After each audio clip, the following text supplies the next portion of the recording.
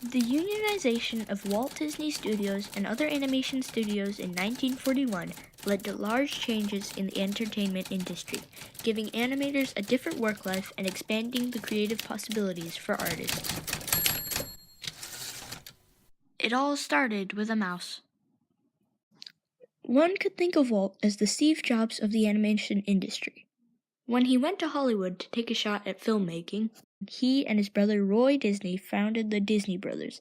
It was a huge success. He came up with Mickey Mouse, and from that point his career really started. Walt is said to be the first man to put sound and eventually color over his animations. Snow White was not something animators had done before. Cartoons were made to make people laugh, and they were short and funny. Nobody made feature-length films and animations that made you cry instead of laugh, but Walt wanted to. Snow White was Walt Disney Studios' most ambitious project yet, as it would require more than 200,000 fully colored drawings to make. They borrowed from the bank to fund it, they ran behind schedule, and many other newspapers ridiculed it, calling it Disney's folly, among other names. The employees had to work for many hours, and it took 3 years to make, but their work was met with great success. Snow White earned $8 million in its first year, which is today's equivalent of roughly $134 million, and it quickly paid off loans from the Bank of America.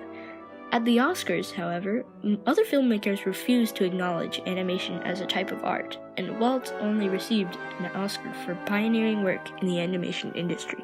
Walt became more ambitious and wanted to create more art, and new projects entered the assembly line: Bambi, Pinocchio, and Fantasia. These films brought many new experts to the studio, like George Balanchine and Edward Hubble. However, these projects were expensive. The clouds of war had cut off the studio from the European market, and very few theaters had the advanced sound systems to show Fantasia. And because the studio couldn't profit from their films, they couldn't pay their debts. In addition to this, Walt's studio was growing. What started out as a 12-person company grew to a company with more than 1,000 people. The larger his studio grew, the more disconnected he was from his employees. And the new studio he built after giving up the original Hyperion studio felt much like a factory, with jobs organized by buildings. With the passing of the National Labor Relations Act in 1935, almost half the entertainment industry organized, among which were the Fleischer Studios and Leon Schlesinger's Looney Tunes studio. The Screen Cartoonists Guild emerged as an organization hoping to help represent animators equally, and by 1940 organized all animation studios but Walt's. But Walt saw no reason to be concerned. He thought of his company as one big, happy family, but it was not to be. In addition to the large differences in wages between animators, employees could also be fired at random. Like before the strike, Walt could fire you if he didn't like your face. There's a famous story about Disney firing a guy for telling a dirty joke. He just happened to be walking by in the corridor while two guys were talking, and Walt fired him. The hierarchy at Walt's studio was very dramatic. Top animators had access to luxuries at the new studio, and made a lot more than the lower-level animators, like the woman in the ink department. For example, one woman even fainted from malnutrition because she was skipping her lunches to save money in order to feed her family. In February of 1941, Walt finally decided to address the issue, but the effect was quite the opposite of what he wanted. Put your own house in order, he told them. Instead of grumbling and growling, do something about it. This speech caused Arthur Babbitt, one of Walt's top animators, to finally join the Screen Cartoonists Guild. Walt took that as a personal challenge, and Art was fired almost immediately. That night, with a 315-4 vote, the animators decided to strike the next day, on May 29, 1941. The employees struck to demand better working conditions and fairer wages. To resolve the strike, it was suggested that Walt leave on a goodwill tour to South America. This left his brother Roy in charge of compromising with the animators. He accepted all of the terms that the animators set, and although Walt did not take part in the negotiations, his compromise came by handing control over to his brother. There was a story about how after the strike, one of Walt's assistants was filing over lists of names. When Walt came over to ask how everything was going, she asked what they were for. He told her that these were the people who were going to be fired one day. They were all participants in the strike. He didn't fire everybody, but he did fire several people. Some of them even walked out on their own. One of the immediate changes to the work lives of the animators at Disney Studios was that they no longer had to work on Saturdays.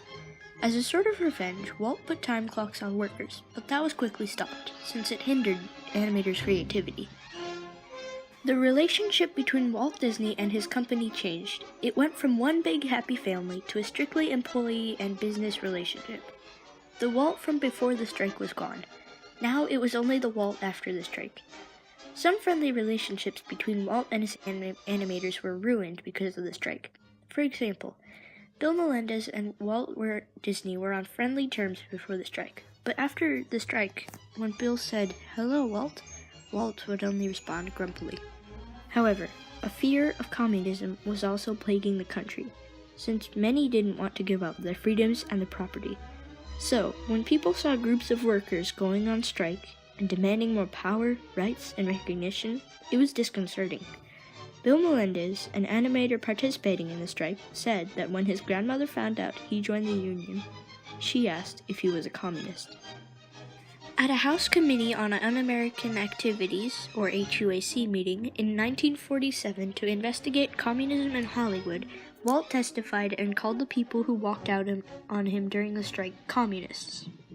I believed at that time that Mr. Sorrell was a communist because of all the things that I had heard.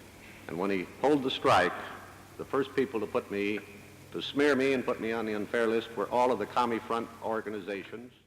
The contribution of names from Hollywood insiders spurred further HUAC activity and helped lead to the creation of the Hollywood Blacklist after the release of the following statement: "We will not knowingly employ a communist or a member of any party or group which advocates the overthrow of the government or of the United States by force or by any illegal or unconstitutional methods." This statement created the equivalent of a blacklist, a topic in itself, and Walt's contribution of the people he thought of as commies essentially had them banned, for a while. The 1941 Disney strike became known as the Civil War of Animation, causing huge changes in the studio and perhaps the industry. For those working at Disney Studios, their working conditions and lives were greatly improved by the salary raises, and the protection of the animators' jobs were improved.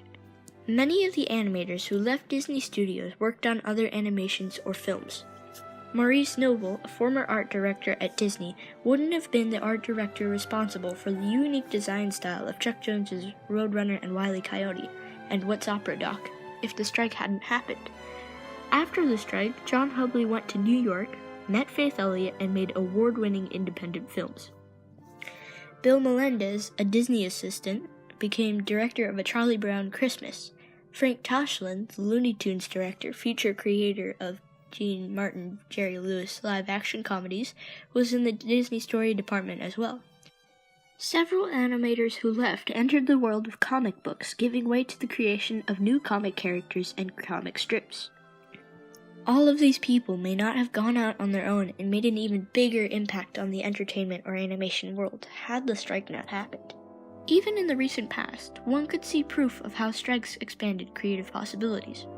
In the Hollywood strike of 2007 to 8, new content emerged like Dr. Horrible's sing-along blog, created by Joss Whedon, and this was because of his newfound freedom. He didn't have to go to studios for money and ask anyone for anything. It was his own production. The emergence of conflicts within animation studios in 1941 ended in the unionization of many studios. This compromise contributed to large changes in the entertainment industry and provided new opportunities for many animators to create their own content, ranging from films to comics. When you watch a film, stay to watch the credits to recognize the many creative and passionate people that worked on animated films. These films are so labor-intensive that the creative process is driven through conflict and compromise.